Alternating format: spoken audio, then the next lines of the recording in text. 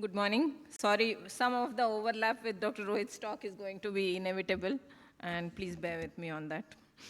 So I've been asked to talk on how effective is atropine, and one line I can say, yes, it's effective, and go and sit there and ask the questions to Dr. Rohit. But we have all gone through this, some scary statistics about myopia. And in India, it is probably somewhere around, if you compute COVID thing, it is around projected to increase to at least 35%.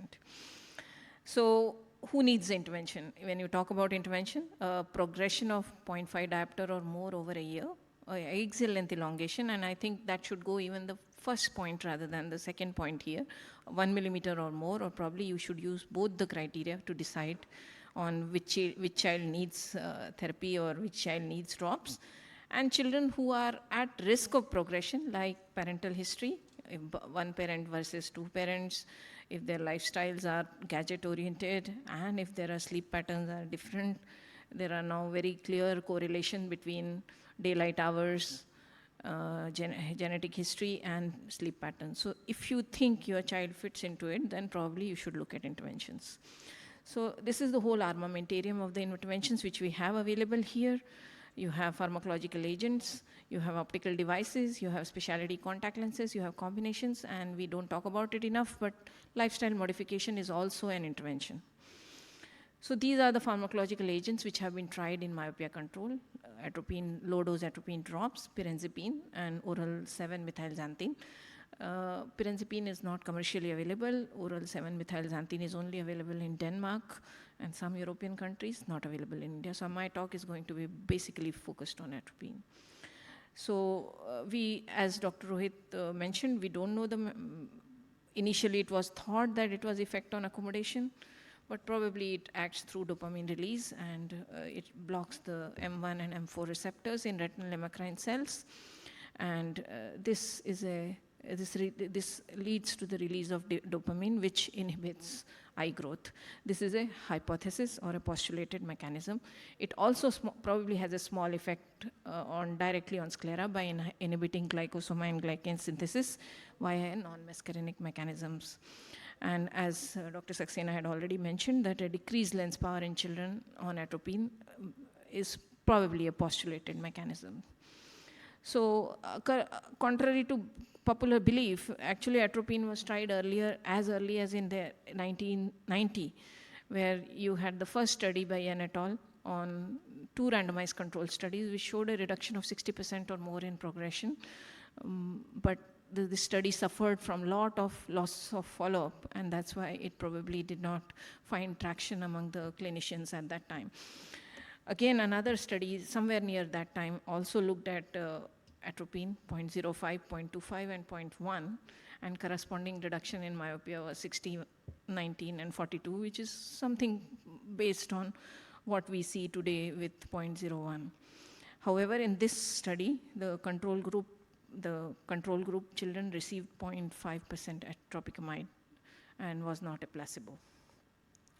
So ATOM came in 2004 onwards, and it really changed the thinking. It was the first randomized prospective trial, which had a fairly large amount of children between 6 to 12, a myopia of 1 diopter to 6 diopter, and it looked at the efficacy of atropine versus placebo in ATOM 1. And they could find that corresponding change in spherical equivalent was 0.3 diopter in children who were on 1% atropine versus 1.2 who received a placebo. ATOM 2, which was a further follow-up on ATOM 1, compared the efficacy of lower concentrations of atropine like 0.5, 0.1, and 0.01, and compared it to the historical controls which were enrolled in ATOM 1. And you can see it is fairly effective again. The corresponding change in equivalent over a period of a year was 0.3, 0.4, and 0.5 compared to 1.2, which was for the placebo. So efficiency of atropine was clearly demonstrated by ATOM 2 to be related to the dose or dose dependent. LAMP study, which also looked at different percentages, also proved almost similar point where the best efficiency was seen with 0.02 rather than 0.01. So what did we learn from ATOM studies? That yes, atropine is effective, it is dose dependent, and not only the effect of atropine, but rebound on cessation of atropine is also dependent on what the percentage you used. So it was highest for 1% and lowest 0.01%. We also found that pupillary dilatation was not a big issue, at least with 0.01%. Effect on accommodation and near activities was also least with 0.01%, taking away the need for either both progressive as well as photochromatic glasses, which were given in ATOM-1 study. So effect of axial length, however, with lower percentage of atropine was not found to be significant. And spherical equivalent typically showed better control than axial length elongation with atropine. What is the data from India say? The first study which came out was ATOM study, again by Rohit Saxena et al.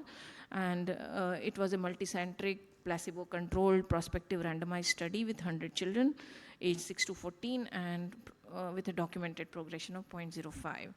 And they found that mean increase in myopia was 0.16 diopter in children who received atropine versus it was 0.35 in placebo. While axial elongation was more in children who received a placebo, but it was not statistically significant in this prospective study. Again, coming to the second study, which is a larger retrospective study, which monitored the progression of myopia, which came out last year in December 23. This was following the initiating treatment with 0.01% atropine. It had patients from 20 centers and almost 732 subjects were enrolled. Mean age was 9.3. Baseline myopia progression was 0.75 diopter, which at the end of year it had dropped to 0.27. And by the end of 2 years, it was noted as 0.24. So what this study added to the information was that myopia control was effective with atropine 0.01%, and it sustained if you put the drops over at least 2 years.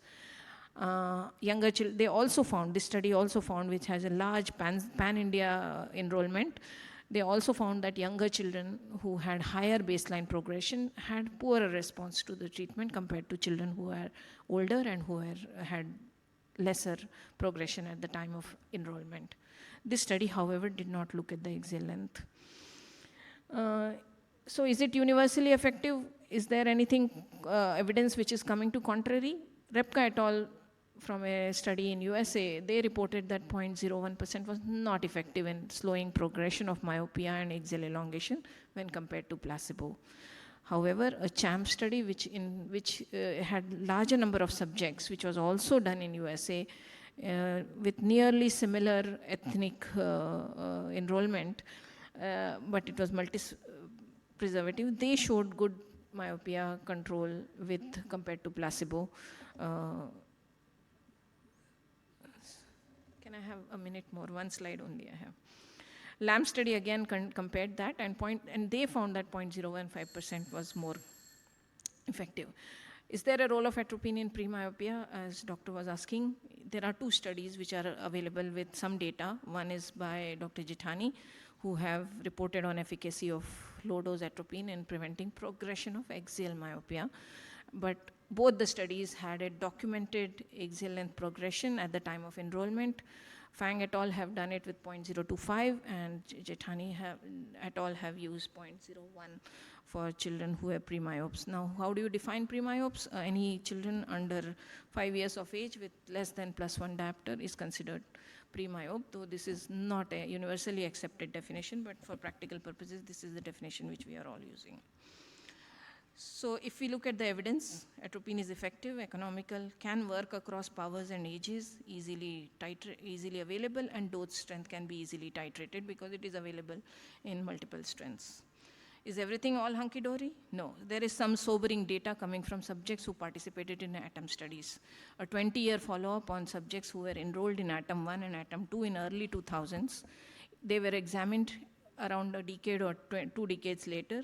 At 18% of the ATOM-1 and 40% of the ATOM-2 participants were re-examined, and there was no difference in spherical equivalent or axial length in eyes treated with placebo or atropine. Sorry, that is not known, that is no. And not only spherical length and axial length was similar in ATOM-2 participants across 3 groups. There was actually an increase in incidence of myopic macular degeneration in ATOM-2 participants, that corresponded to higher concentration of atropine.